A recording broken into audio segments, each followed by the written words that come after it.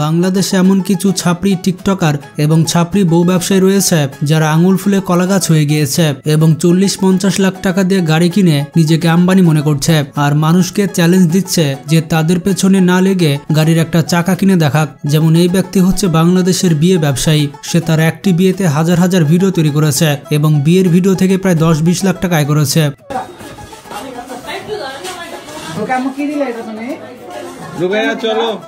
যখন ভারতের ধনী আম্বানির ছেলের বিয়ে হয় তখন সকল নিউজ চ্যানেলে শুধু তাদের বিয়ের খবর দেখায়, কিন্তু আমাদের দেশি আম্বানির বিয়ের ভিডিও কোথাও প্রচার হয় না। তারা নিজেরাই নিজেদের প্রোফাইলে হাজারটা ভিডিও আপলোড দেয়। আম্বানির ছেলের বিয়েতে পৃথিবী থেকে বড় বড় সেলিব্রিটিরা এসেছিল, কিন্তু এই দেশি মুকেশ আম্বানির বিয়েতে দেশসেরা কিছু ছাপড়ি বউ ব্যবসা এসেছিল। ফেসবুকের কন্টেন্ট ক্রিয়েটর ফারহানা বিথিত আঙুল ফুলে কলাগাছ হয়ে গিয়েছে। গরিবের মুকেশ আম্বানির বিয়েতে বেশিরভাগ ছাপড়ি কন্টেন্ট ক্রিয়েটর এসেছিল আর একটা বিয়ে থেকে সবার কন্টেন্ট হয়ে যায়। একই বিয়ের ভিডিও কাটছাট করে তারা রীতিমতো লাখ লাখ টাকার মালিক হয়ে যায়।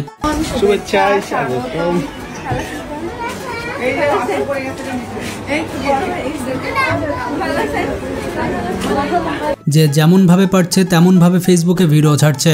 যার বিয়ে সেও হাজার খানিক ভিডিও ছেড়েছে, আবার যাদেরকে বিয়েতে ইনভাইট করা হয়েছে তারাও হাজার খানিক ভিডিও ছেড়েছে।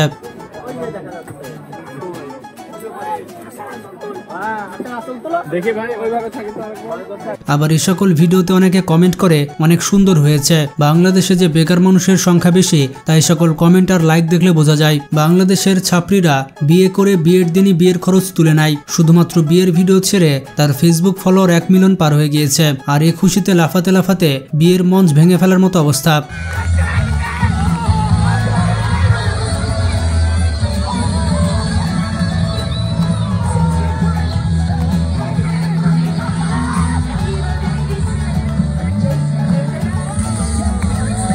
যদি বউয়ের জন্য লাফাতো তাও একটা কথা ছিল, বউ বেচারা কতটা হতভাগী যে এরকম একটা জামাই পেয়েছে।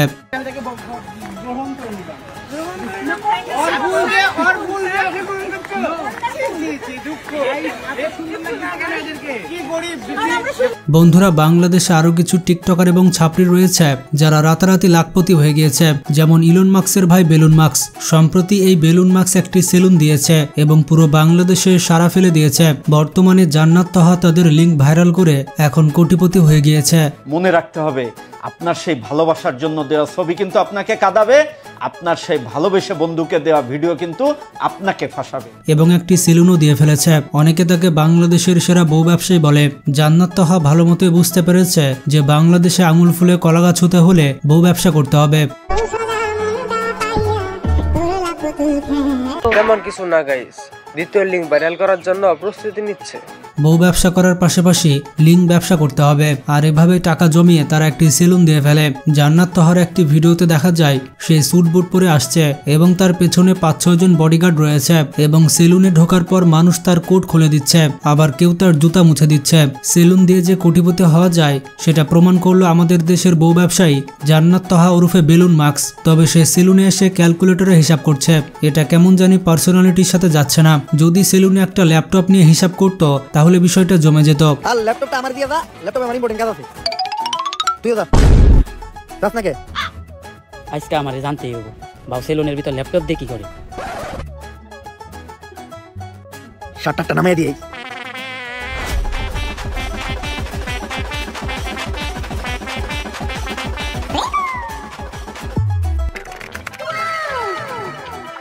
Naughty America.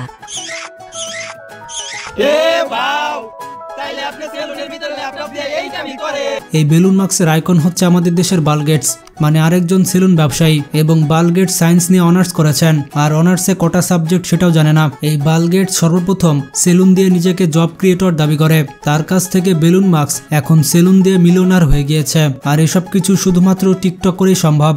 ব্যবসা করো যুবকেরা, ব্যবসায়ী হওয়ার চিন্তা করো। এখানে হুজুর হালাল ব্যবসা কথা বলছে, লিঙ্ক ব্যবসা বা বউ ব্যবসা না। এর পাশাপাশি সাইড বিজনেস, বউ ব্যবসা এবং লিঙ্ক ব্যবসা থাকতে হবে। এই সকল ছাপড়ি টিকটকার বিভিন্ন চ্যানেলে ইন্টারভিউ দেয় এবং এক একটি ইন্টারভিউ দিতে তারা 1 লক্ষ টাকার উপরে চার্জ করে থাকে। দা রয়্যাল সেলুন, সেলুনের নাম হচ্ছে দা রয়্যাল সেলুন। এর ঠিকানা হচ্ছে মিরপুর 2 শেরেবাংলা ন্যাশনাল ক্রিকেট স্টেডিয়ামের 2 নম্বর গেটের উল্টা পাশে। এদিকে বাংলাদেশে সবসময় ট্রেন্ডিং এ থাকতে চায় গরিবের প্রিন্স মামুন এবং লাইলা। কিছুদিন আগে তাদের মধ্যে ব্রেকআপ হয়ে গিয়েছিল, আর গরিবের রাজকুমারী লাইলা তার কোচি আশিক প্রিন্স মামুনের নামে মামলা করে দিয়েছিল। এটা নিয়ে এত পরিমাণে নিউজ হয়েছে যে ফেসবুক ইউটিউবে ঢোকাই যাচ্ছিল না। 90 লাখ টাকা দিতে হবে, না হলে আমার সাথে থাকতে হবে। ওর বাসায় যে কার্যকলাপগুলো হতো, ওর বাসায় যে সমস্ত মানুষগুলো আসা যাওয়া করতো, এগুলো আমি অ্যাকসেপ্ট করতে পারতাম না। না, আমরা স্বামী স্ত্রী না, আমি অবিবাহিত, আমি এখনো বিয়ে করি নাই, কিন্তু লায়লা অবিবাহিত না। যে মদের বোতল এগুলো সব ওরে দিচ্ছে। সো ভালো থাকো, সুস্থ থাকো, আর আমার ক্ষতি করার চেষ্টা করো না, কারণ সবসময় সত্যের জয় হয়, মিথ্যার কখনো জয় হয় না। তারা কখনো একত্রিত হবে না বলে সংবাদ সম্মেলন করেছিল। আসলে বাংলাদেশ এমন একটা জায়গা যেখানে জন্ম না নিলে এই সকল বিনোদন পেতাম না। এতদিন পর তারা আবারও এক হয়ে গিয়েছে। লায়লা বলছে আমাকে যে পরিমাণ মানে প্যারা দিছে বা মামলা মোকদ্দমার প্যাচে ফেলায় যে একটা কষ্ট দিছে, তারপর মিথ্যা কথা বলে একবারে মানিজ্যত একবার ধ্বংস করে দিচ্ছে, সেটা আর কোনো ছেলের সাথে করবে না। এবং আবারও রোমান্টিক রিলস তৈরি করছে। তারা আবার ক্যাপশন দিচ্ছে, আল্লাহ তাআলা চাইলে সবকিছুই সম্ভব। আসলে পৃথিবীতে সবাই ব্রেন নিয়ে আসে, কিন্তু কিছু টিকটকারের ব্রেন তাদের পটির সাথে বের হয়ে যায়, আর এটা তারা বরাবরই প্রমাণ করে আসছে। জীবনে অনেক বেহায়া মানুষ দেখেছি, কিন্তু এদের মতো লজ্জা ছাড়া মানুষ জীবনে প্রথমবার দেখলাম। আসলে এই মহিলা কি ওষুধ খেয়ে এমন নির্লজ্জ হয়েছে, আপনারা কি কেউ বলতে পারবেন? সো আমার প্রোফাইলটা কেউ তৈরি করে দেয় নাই, আমি নিজে তৈরি করছি। লায়লার সাথে পরিচয় হওয়ার আগে আমার 10 মিলিয়ন ফলোয়ার ছিল। হাঁটুর বয়সে একটা ছেলে তাকে কুত্তা মার দিয়ে চেহারার থোবরা পাল্টে দিয়েছে, আবার চেহারার থোবরা ঠিক করতে প্লাস্টিক সার্জারি করিয়েছে। সেই প্লাস্টিক সার্জারির ভিডিও লায়লা তার ফেসবুক পেজে দিয়েছে। আবার সেই ছেলের জন্য মায়া কান্না করতে করতে সে ফেসবুক ভিজিয়ে ফেলে। তাদের আবার মিল হয়, তারপর আবার ছাড়াছাড়ি হয়, তারপর আবার মিল হয়, তারপর আবার ছাড়াছাড়ি হয়, তারপর আবার মিল হয়। এভাবে তাদের জীবন চলছে। পৃথিবীতে যদি লজ্জাহীনতার অস্কার থাকতো, তাহলে সেটা লো বাজেটের প্রিন্স মামুন আর লো বাজেটের রাজকুমারী লায়লা পেত। সব থেকে আফসোসের বিষয়টি হচ্ছে, পৃথিবীর কোনো বিজ্ঞানী আজ পর্যন্ত লজ্জার ভ্যাকসিন আবিষ্কার করতে পারেনি। যদি করতে পারতো তাহলে ফেসবুকে এটা দেখতে হতো না। আমি যতদিন বেঁচে আছি ততদিন মামুন আমার চেয়ে বেশি আর কাউকে ভালোবাসতে পারবে না। যখন মরে যাব তখন পারবে। আর আরেকটা জাস্টিন বিবারের দারাজ ভার্সন অপুর কথা কি বলবো। ছাপড়ি টিকটকারদের নিয়ে কথা বলছে, আর সেখানে অপুর নাম থাকবে, এটা তো পাবলিক ডিমান্ড। অপু 2.5 কোটি টাকা দিয়ে একটি ল্যাম্বরগিনি কিনেছিল এবং সেটা নিয়ে ভিডিও করে ফেসবুক মাথায় তুলেছিল। তবে অনেকে বলছে এটা হচ্ছে ভাড়ার গাড়ি, অপু ঘন্টা ভিত্তিক এটা ভাড়া নিয়েছে। একটু বেশি, তাই না? ল্যাম্বরগিনি তো, চিন্তা করতেছি তোমাদের ঘুম আসবে তো নাকি ঘুম হারাম হয়ে যাবে। একসময় অপু মাথাতে গু কালার করে ডাস্টবিনের আশেপাশে টিকটক করে বেড়াতো, আর এখন সে দুবাই কাঁপাচ্ছে। এখন সে দুবাইয়ের শেখেদের কাছে দুধ বিক্রি করে কোটিপতি। আসলে অপুর কাছে উন্নত জাতের অস্ট্রেলিয়ান গাভী রয়েছে। এই গাভীর দুধ অপু শেখেদের কাছে চড়া দামে বিক্রি করেছে, আর এভাবে সে 3 কোটি টাকা দিয়ে ল্যাম্বরগিনি কিনেছে।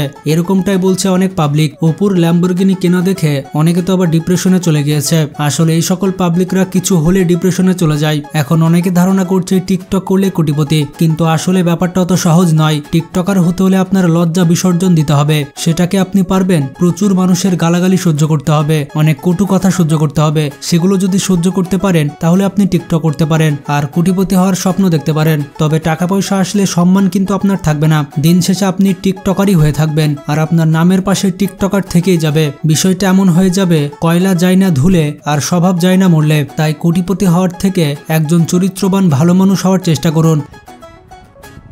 মানে দেখছেন আমি রোজা আস্তাগফিরুল্লাহ আস্তাগফিরুল্লাহ, আমার লুকা লুকা। ভিডিওটি সম্পর্কে কোনো মতামত থাকলে কমেন্ট করে জানান। ভিডিওটি ভালো লাগলে পরিবারের সদস্যদের সাথে শেয়ার করতে পারেন। আজকে পর্যন্ত ভালো থাকবেন। আল্লাহ হাফেজ।